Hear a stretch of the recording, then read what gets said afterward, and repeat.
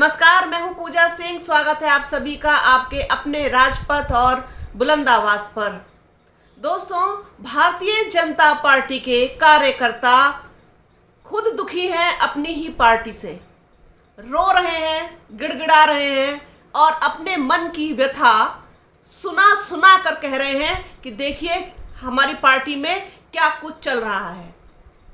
Bharatiya Janata party के एक कार्यकर्ता का एक वीडियो वायरल हो रहा है इस समय, और बाकायदा उसने ट्वीट किया है इस वीडियो को रिकॉर्ड करके। उस वीडियो को मैं अपने वीडियो के अंत में आप लोगों को दिखाऊंगी और सुनवाऊंगी। आप खुद देख सुन पाएंगे कि क्या कुछ उसने कहा है, अपनी पीड़ा को, अपनी व्यथा को उसने किस तरीके से बयान किया है। भारतीय जनता पार्टी के अंदर भी इस समय कहना चाहिए कि एक तनाव की स्थिति है, एक टूट फूट की स्थिति है, एक विद्रोह की स्थिति है जो खुद उनके कार्यकर्ताओं द्वारा ही पैदा की जा रही है। ऐसी स्थिति उनका कहना है साफ तौर पर कि जिस तरीके से बिहार में और कलकत्ता में भारतीय जनता पार्टी के कार्यकर्ताओं की हत्या हुई है, उनके ऊपर इतना जुल्म हुआ है, उनके ऊपर इतना अत्याचार हुआ है, और इतना सब हो जाने के बाद भी जो पार्टी है, पार्टी के आला कमान है, वो चुप बैठे हैं। उन्होंने कोई स्टेप अपने कार्यकर्ताओं के लिए नहीं लिया, कोई स्टैंड नहीं लिया।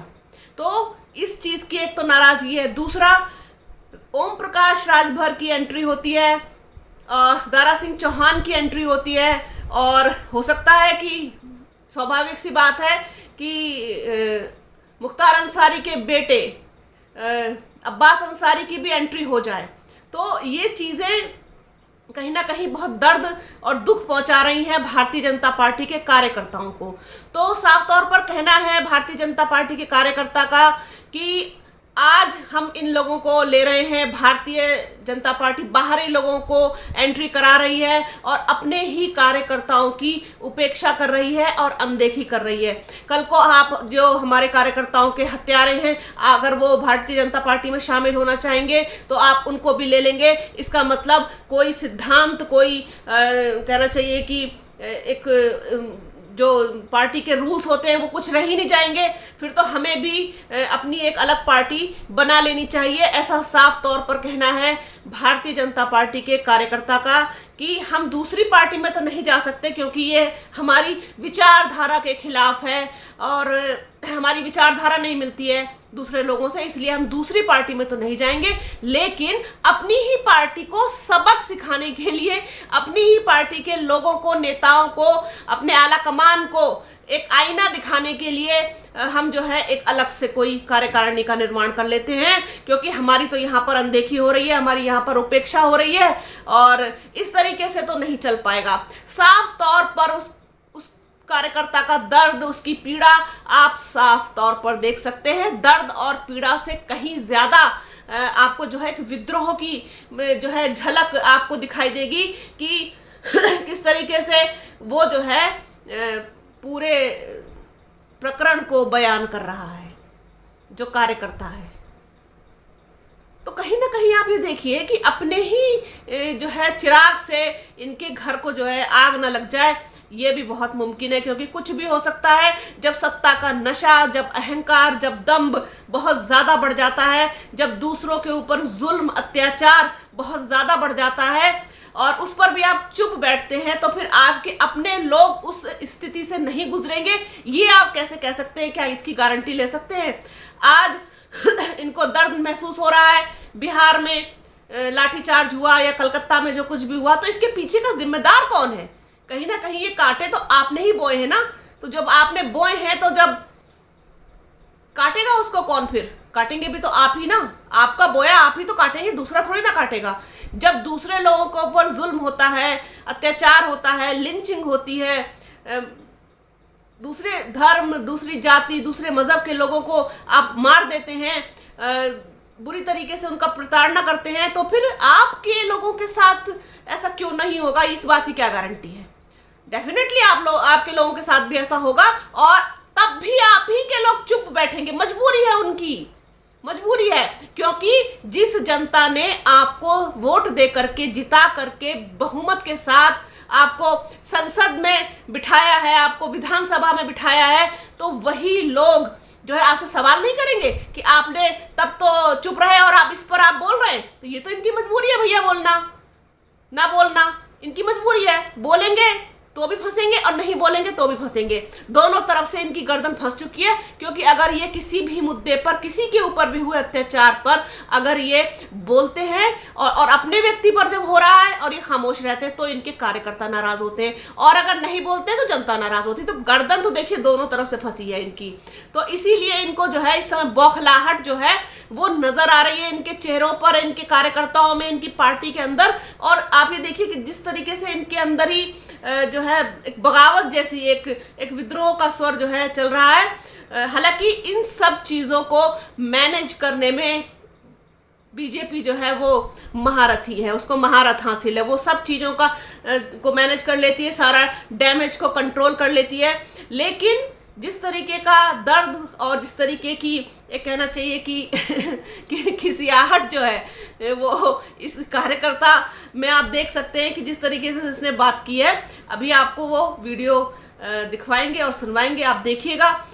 सोचा ये चीज़ जो है एक नई सी चीज़ है कि अपने ही लोग अब बगावत के स्वर उठा रहे हैं, तो वो आप लोगों के साथ साझा किया जाए।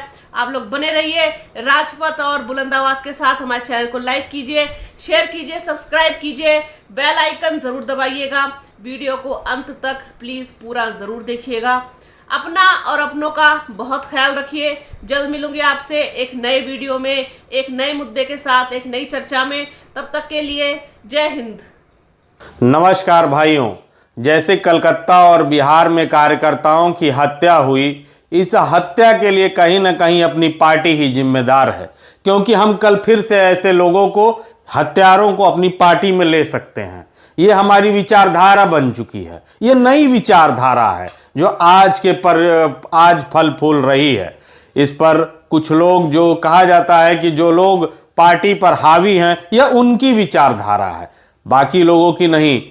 आज जो मूल कार्यकर्ता है भारतीय जनता पार्टी का, वो पीसा जा रहा है और बाहर से माइग्रेटेड कैंडिडेट्स को ला लाकर भारतीय जनता पार्टी यह सोच रही है कि वह मजबूत हो रही है, परंतु यह उन्हें पता नहीं है कि वह अंदर ही अंदर खोखले हो रहे हैं। और एक दिन यह भी आएगा कि नीचे से पूरा बेस सरक जाएगा और आप देखते के देखते रह जाएंगे। मैं उन सभी कार्यकर्ताओं को आह्वान करता हूं जिन्हें ऐसा प्रतीत होता है, जो मैं कह रहा हूं कि हमारी पार्टी में आज की डेट में मूल कार्यकर्ताओं की कोई पूछ नहीं है, उनको कम से कम अपनी बातें रखने के लिए, अपने लिए और अपनी बातों का एक प्लेटफॉर्म रखने के लिए कुछ दिनों के लिए भारतीय जनता पार्टी को छोड़कर एक नया कार्यकारिणी बना लेना चाहिए। यही मेरी आपसे विनम्र निवेदन है। मैं यह नहीं कहूंगा कि आप दूसरी पार्टी में चले जाएं, एकदम नहीं, हमारी वो सोच, हमारी विचारधारा ही नहीं है, परंतु हाँ, इन लोगों के इनकी सोच पर छोड़कर एक अपनी कार्यकारिणी बनाकर जो भारतीय जनता पार्टी के अंदर ही रहे, अपना एक गुट बनाकर अलग रहना चाहिए और इनका सहयोग नहीं करना चाहिए तब तक जब तक कि यह समझ नहीं जाते कि हम क्या चाहते हैं या हमारे कार्यकर्ता क्या चाहते हैं। इस तरीके से ये हावी हो गए हैं पार्टी पर, ऐसा लगता है कि जैसे इन्होंने ही खरीद कर बनाई हुई है और हम सब कार्यकर्ता इनके गुलाम हैं। आज उत्तर